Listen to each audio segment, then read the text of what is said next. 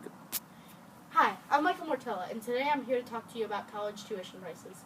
Every year, thousands of students in this country can't pay for college tuition. This leads to us being lower in education standards around the globe. We think this is an important topic for Congress to go over and discuss. This video really sums up our idea of what college tuition should be. When researched, most low-income students either do not prepare or do not attend college because they didn't know or they didn't believe that student aid funding would be available to them. In many instances, data show that the lack of knowledge or confidence that funds would be there for them leads low-income students to inadvertently choose schools that may be more expensive or that doesn't best match their academic preparedness, and this is sometimes called undermatching. Second would be to provide students a Pell Well of funds that they could draw from as needed until the student completed their program or simply ran out of eligibility. Pell Grants, the Pell program, faces two serious problems today.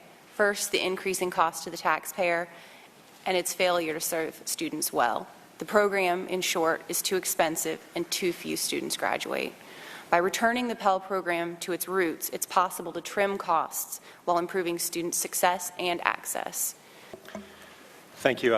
I have three basic messages for the committee. The first is tread lightly. The second is pursue a balanced approach to any long-term funding gap in the Pell program. And the third is to attempt to leverage state institutional aid in support of college affordability and college completion in order to make the Pell Grant program more impactful.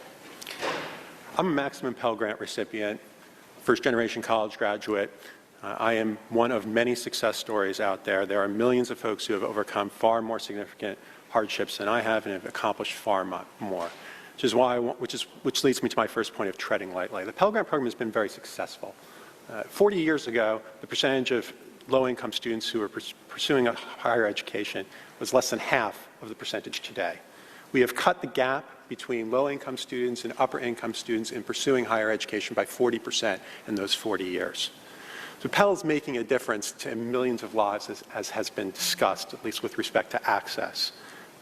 I think it's important to keep in mind, Representative Hinojosa mentioned that 90% of Pell recipients have incomes of less than $50,000.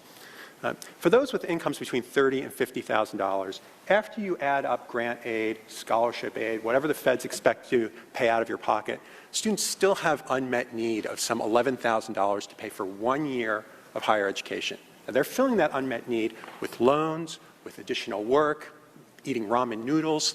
The point is that these students are living on the edge. So if you cut Pell Grant funding to students who are in that $30,000 to $50,000 range, you run two major risks. The first is that some students will not pursue higher education. And the second is, as Justin mentioned, that a number of students who are eligible, academically prepared to go to 4-year institutions will instead undermatch down to 2-year institutions where, all things being equal, they are substantially less likely to complete. Second message. In dealing with the long-term funding gap, I think a balanced approach is appropriate, one that targets spending reductions. The Pell program should be our goal for our country. Hi, my name is Lynn Mortilla, and I am a current college senior at Trinity College of Florida. So, what do you think about the price of college tuition? College tuition for me as a single mother is pretty unaffordable. I've had to take out some loans, and I've applied for a lot of different scholarships and grants to try to make it work into my budget for going back to school. Do you think this affects how we are ranked to other countries because some people can't get in and they may be geniuses?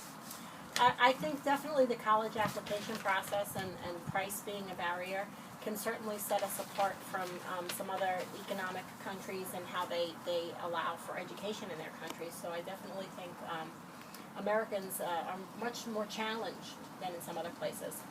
How do you think American colleges can compete with other countries? Well, I definitely think that there needs to be a good, long, hard look at the review process for applications, how people are actually admitted, and judging people a little bit more fairly, maybe on a sliding scale for allowing tuition discounts and tuition breaks so that we can give all of our citizens in the United States of America equal and fair opportunity to the best education they possibly can get.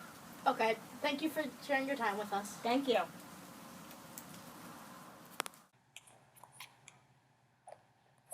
So basically, to compete with other countries, we need to allow kids to get into good schools. For instance, if we had someone with an IQ that matched Galileo, and he/she could not get into a good college, then we would miss out on having a genius in America.